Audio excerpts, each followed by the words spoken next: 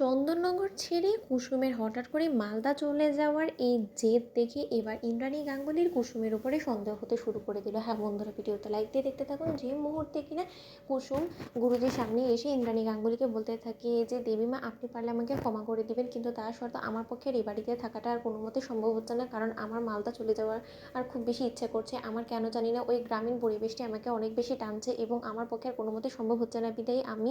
আজকেই মালদার উদ্দেশ্যে রওনা হব বলে ঠিক করেছি এবং তার জন্য আমি সমস্ত কিছু প্যাকও করে ফেলেছি। ঠিক সেই মুহূর্তে ইন্দ্রাণী গাঙ্গুলি যখন বলতে থাকে যে কুসুম আমি কি জানতে পারি যে কোনো মতে আমাদের পরিবারের কেউ তোমাকে আঘাত করেছে বা কেউ কিছু তোমাকে বলেছে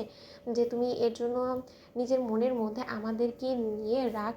ক্ষোভ ফুঁসে নিয়ে এই বাড়ির থেকে চলে যাওয়ার সিদ্ধান্ত নিয়েছো? চাইলে তুমি বলতে পারো না, কারণ তোমার সিদ্ধান্তের উপর আমি কোনো রকম কোনো বাধা সৃষ্টি করবো না, কারণ তুমি ব্যক্তিগতভাবে তোমার একটা যদি কোনো সিদ্ধান্ত নিয়েই থাকো সেটা তোমার ভবিষ্যতের জন্য ভালো হবে কি না হবে সেটা তুমি এবং তোমার বাবা ডিসাইড করবে, সেটা আমি ডিসাইড করার কেউ না। কিন্তু তার শর্ত তুমি আমাকে দেবীমা বলেছো, তাই আমি তোমার ভবিষ্যতের প্রতি কনসার্ন হয়ে আমি এই সমস্ত কথা বলছি, কারণ আমি ঠিক করেছিলাম যে আমি নিজে দাঁড়িয়ে থেকে তোমার বিয়ে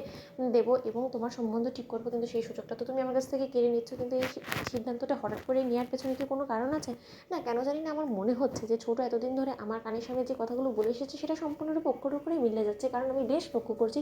যবে থেকে তুমি আয়ুষের সঙ্গে মেঘার এই সম্বন্ধটা কথা শুনতে পেরেছো তার পরবর্তী থেকে তোমার চোখের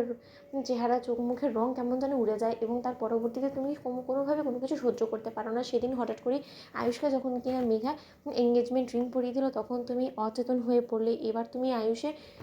এবং মেঘার আজকে কুষ্টি মেলানো হবে সেই সমস্ত কিছু জেনে তুমি প্যাকিং ট্যাকিং করে আটঘাট বেঁধে এখানে এসেছো যে তুমি মালদা চলে যাবে, এরকম একটা চরম সিদ্ধান্ত নিয়ে নিলে। ওই আগে তো তুমি মালদা যাওয়ার জন্য এতটা ইচ্ছুক ছিলে না, তাহলে কি আমি ধরে নেবো যে তুমি আয়ুষকে ভালোবেসে ফেলেছো এবং আয়ুষের সঙ্গে তোমার সম্বন্ধ হবে না এবং তুমি এই জিনিসটা মেনে নিয়েছো বিধেই হয়তোবা সেই জিনিসটা সহ্য করতে পারছো না বিধেই তুমি হয়তো চলে যাওয়ার সিদ্ধান্ত নিয়েছো। দেখো কুসুম, আমি তোমাকে একটা কথা বলে দিচ্ছি, যদি এটাই হয়ে থাকে তাহলে আমি বলবো যে তুমি বড্ড বেশি আকাশ কুসুম ভেবে ফেলেছো, কারণ তুমি একটা কাজের মেয়ে হয়ে তুমি যদি নিজের মনের মধ্যে স্বপ্ন বুনে বসে থাকো যে না তুমি রাজরানী হবে, তুমি ইন্দ্রাণী গাঙ্গুলির বড় ছেলের বউ হবে, তাহলে তুমি সেটা ভুল ভেবেছো এবং তোমার সেই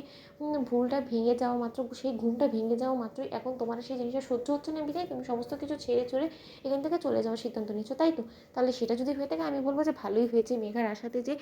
তোমার মতন একজন মানুষ যে কিনা মেঘা এবং আয়ুষের সম্পর্কের মধ্যে ফাটল সৃষ্টি করতে পারতো সে তাদের বিয়ে আগে এখান থেকে চলে যাবে। ঠিক সেই মুহূর্তে আয়ুষ বলতে থাকে যে মা আমি কিন্তু আর একবারও কুসুমের এরকম অপমান অসম্মান সহ্য করবো না।